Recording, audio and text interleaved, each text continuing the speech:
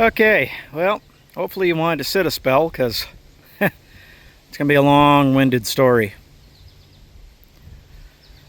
So, this was the whole reason that we went to North Carolina. This is more than just a car. It's a story, too. There always is. It's a thing about cars. They're never just a car. So, I'll start with what the car is, and we'll go into a little bit more. So what you're looking at is a 1970 Plymouth Fury III Convertible. 1970 would be the last year that Chrysler would ever build a full-size convertible. I'm not sure of the exact production numbers, I would have to check. But if I recall, it's somewhere in the neighborhood of 1,200 to 1,400 convertibles were built in 1970 as far as Plymouth Fury 3s are concerned. That was pretty much it. That was the end of the run. Now for 1970, Plymouth's received a new hood, they got restyled fenders, they received a new grille with a loop bumper out back, very similar in design in terms of the bumper styling. You know, you had a loop bumper with a separate rear valance, separate front valance, because of course you had bumpers in 69 instead. Interior wise, very similar to 1969 in terms of the shape of the cockpit and the dashboard itself. The only thing they did add was the inlay into the dashboards. Door panels were restyled for 1970. Seat patterns were restyled for 1970. You know, trying to think of what else. There's a handful of things. Oh, the ignition switch moved from the left side of the dashboard to the steering column, and now it had ignition interlock, so you actually had to have the vehicle in park to remove the key. What else? With that change, the lower dash panel here under the column, that's also different for 1970. In terms of appointment, this car is a factory AM/FM radio car. It is a factory power steering, power drum brake, 3D3 two-barrel, power window car. Aside from that, not a whole lot in the way of options that were not standard equipment. It was F4 green, which is the green you see here, with a white top and the two-tone F3, F8 green interior. This particular car no longer has the, if I get my finger in here, no longer has a two-barrel. It still has a 383, but it has a factory 4-barrel intake manifold on it. It has dual exhaust. It has electronic ignition. Stuff like that.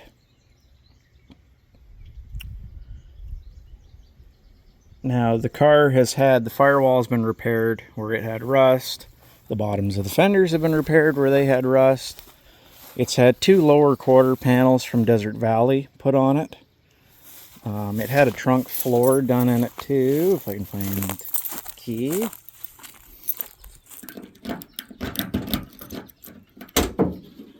It's full of parts and whatnot, but it's had the trunk floor done.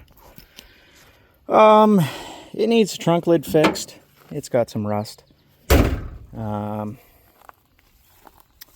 So the trunk lid needs fixed. You can see it's all bubbly. It's all rotten on the inside lip along this side too.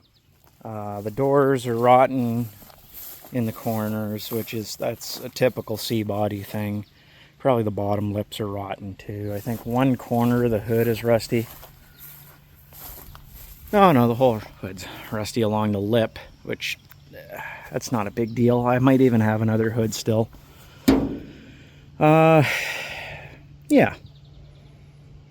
Underneath this car, it's very solid. Very solid. Compared to, well, a lot of cars. Compared to most, I would say. My grand plans for the car are not a whole lot.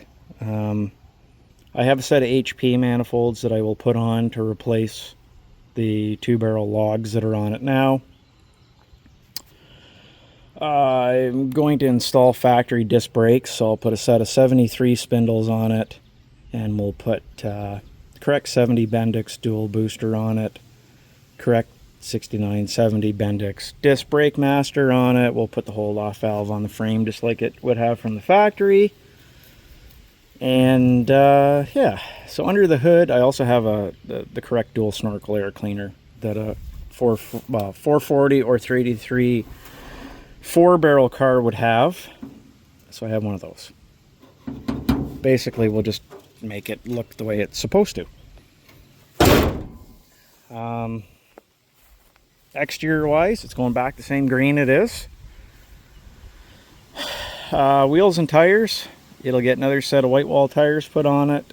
It will get a set of full wheel discs. I have an NOS set of 1970 wheel covers, so those will get put on it. I have a new white top to go on it.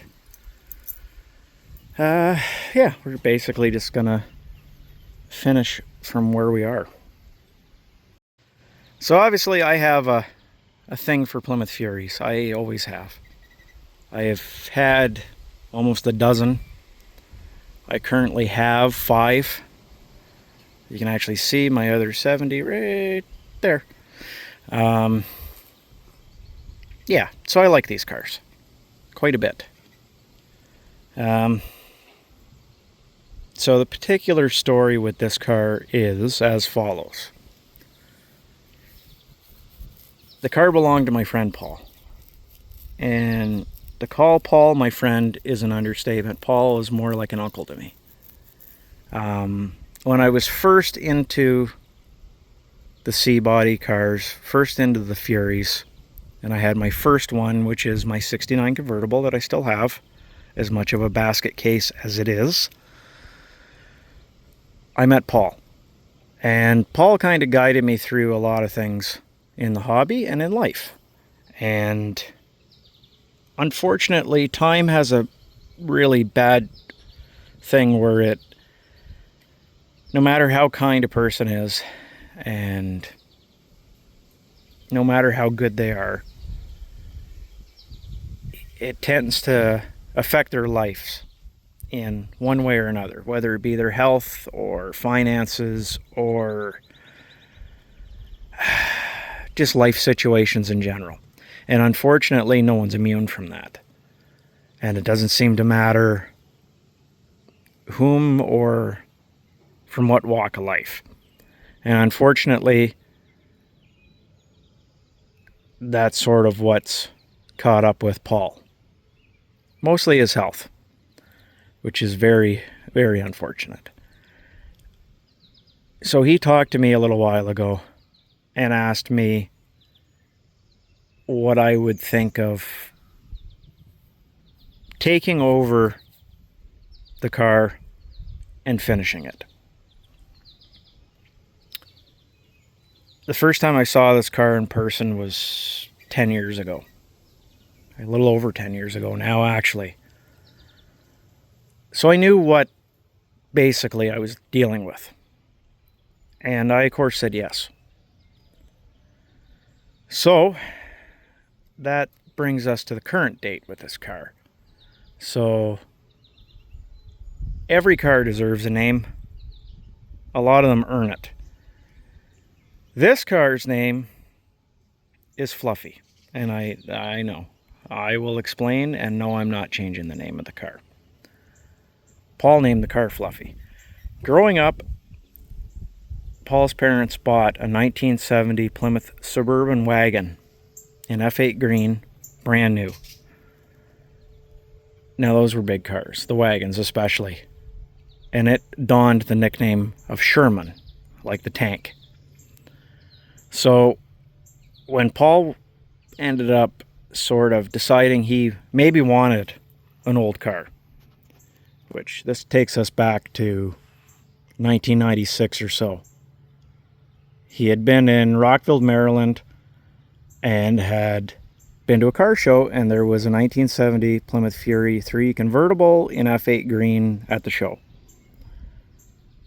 And it sort of set the wheels turning.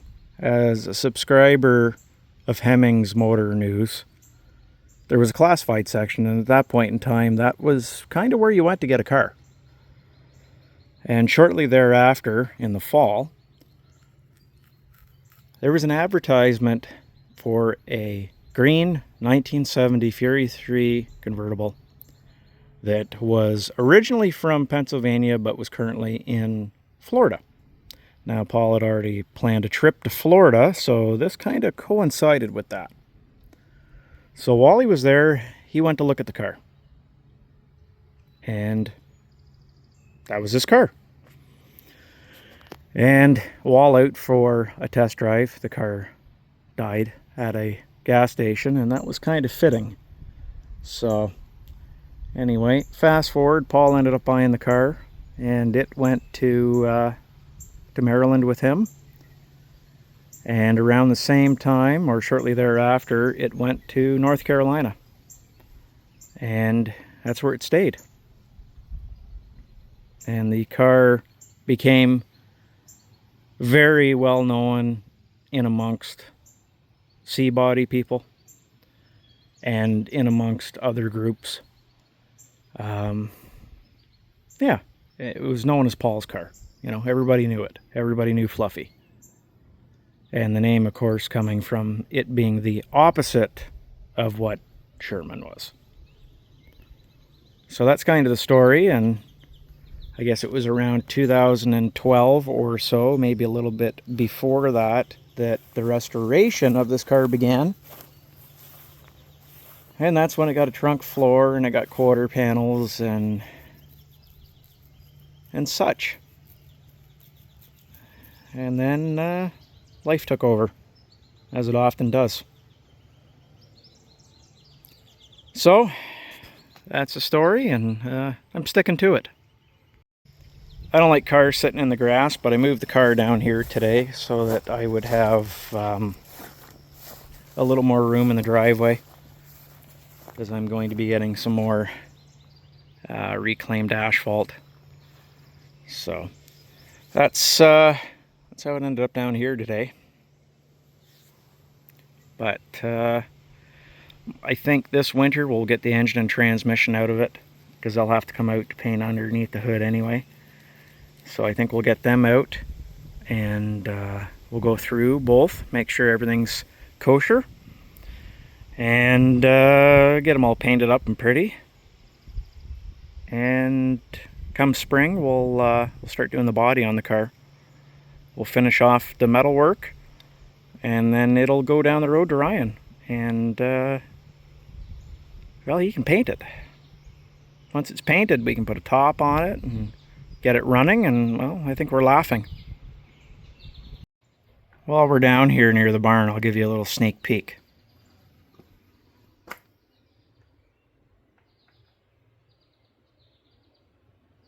That's probably enough. Alright, remember when I said I had new old stock wheel covers? So those are the original wrappers. So those will go on the convertible. See, the side has the printing on it. Yeah, see, there's the other half. One piece cover wheel.